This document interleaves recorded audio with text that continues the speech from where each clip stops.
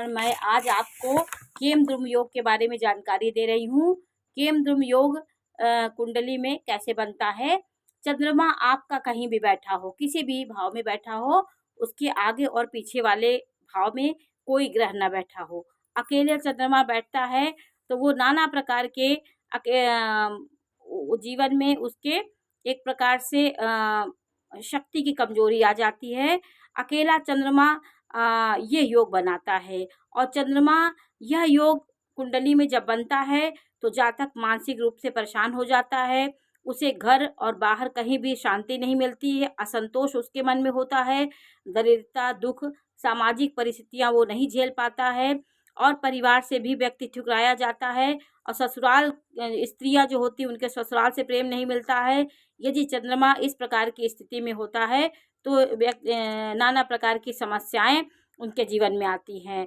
सूर्य यह योग स्त्री कुंडली में लागू होता है तो उनको ससुराल पक्ष से कष्ट मिलता है। सूर्य को राहु केतु यदि आगे पीछे हों तो ये भी चंद्रमा को दबाने वाले ग्रह होते हैं, उनकी शुभता को खत्म कर देते हैं। यह योग राहु केतु कोई भी ग्रह हो से यह पीड़ित होते हैं। तो पापी ग्रहों से तो आगे पीछे भी अगर चंद्रमा के कोई पापी ग्रह हों तो जैसे चंद्रमा के आगे और पीछे वाले भाव में पापी ग्रह हो तो चंद्रमा पीड़ित हो जाता है, या राहु के साथ 6, 8, 12 में हो तो यह पीड़ित हो जाता है।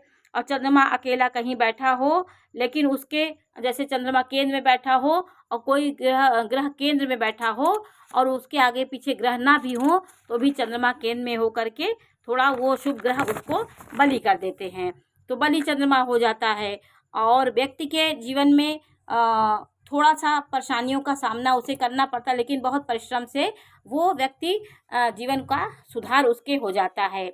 और जिस नक्षत्र में चंद्रमा बैठा है वो राहु का नक्षत्र हो, 6, 8, 12 में चंद्रमा बैठा हो और उसके अकेला बैठा हो, राहु के नक्षत्र में हो तो ये व्यक्ति के जीवन में दरिद्रता का उसे सामना करना पड़ता है और किस्मत उसका साथ नहीं देती।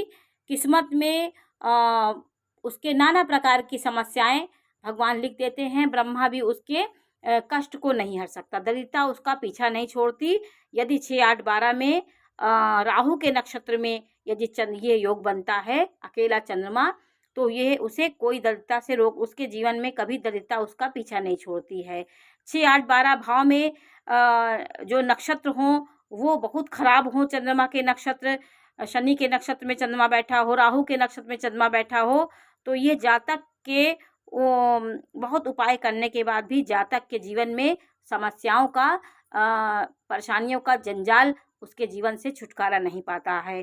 तो चंद्रमा की अच्छी स्थिति हमारे जीवन को खुश रखती है और हमें प्रफुल्लित करती है। चंद्रमा पित्त दोष कब बनाता है? चंद्रमा राहु के साथ बैठा हो, 6, 8, 12 में बैठा हो तो बहुत घातक होता है, दिमाग की परेशानी देता है, मानसिक उलझन देता है, व्यक्ति को पीड़ित करता है, मानसिक निर्णय नहीं ले पाता, व्यक्ति डिप्रेशन का शिकार हो जाता है और कभी वो संतुष्ट नहीं होता है, जीवन में उसकी अंधकार छाया रहता है।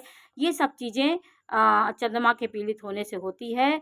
चंद्रमा के पीड़ित होने से हमारा मन पीड़ित होता है तो हमारे शारीरिक हमारी जितनी क्षमता होती है शरीर की वो सब पीड़ित हो जाती है और हम मन से दुखी हो जाते हैं। तो मन से हारे हार है और मन से हारे जीत। यदि हम मन से हार जाते हैं तो हमारे जीवन में दुखों का जंजाल हो जाता है।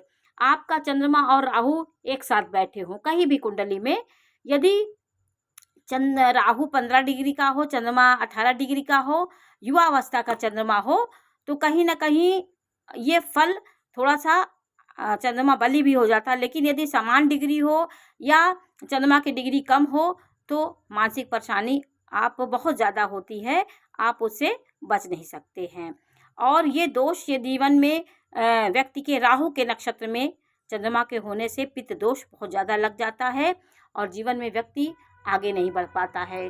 जो पाप कर तरीके इसको कहते हैं, आपके चंद्रमा के आगे पीछे पापी ग्रह हों, चंद्रमा अकेले बैठा हो, उसको कोई ग्रह ना देखते हों, तो ये सब चीज़ें केम द्रुम योग के अंतर्गत आती हैं और पाप कर्तरी योग इसको कहा जाता है। तो आज हमने आपको चंद्रमा से कुछ दोष की चंद्रमा के कुछ दोष के बारे में जानकारी दी कि चंद्रमा जो शीतल ग्रह है वो शनि के से उसका वैर है। विश्व दोष बताता है शनि के नक्षत्र में चंद्रमा को नहीं होना चाहिए, चंद्रमा राहु के नक्षत्र में ना हो, ये सब चंद्रमा दूषित हो जाता है। चंद्रमा का नक्षत्र अशुभ नक्षत्रों में है, मित्र के नक्षत्र में हो तो चंद्रमा शुभ होता है। तो आज हमने आपको केमद्रुम योग के बारे में जानकारी दी। ये जानकारी आपको कैसी लगी हमें अवश्य बताइए। चैनल लाइक करिए, सब्सक्राइब करिए। मैं इसी प्रकार की जानकारी देती रहूँगी। नमस्कार।